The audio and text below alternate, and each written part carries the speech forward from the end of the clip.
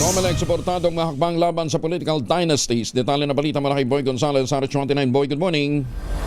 Good morning, Kuya Angel at tiniyak ni COMELEC Chairman George Erwin Garcia ng buong suporta ng komisyon sa ano bang panukalang maglalakip ng provision sa kontra-political dynasty sa saligang batas.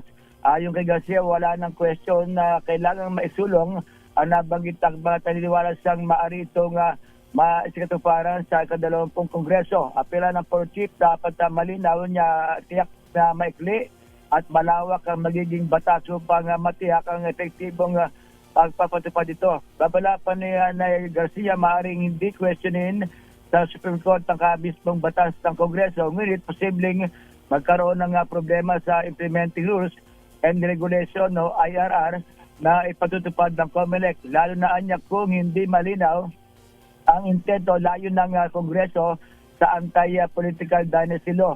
Nasa saligang batas na anya ang polisiya laban sa political dynasty at inatasan ng Kongreso na magbigay ng definition at gumawa ng kaukulang batas. Ito si Boy Gonzalez para sa Disa Arizona sa Pilipinas, una sa Pilipino. Maraming salamat, Boy.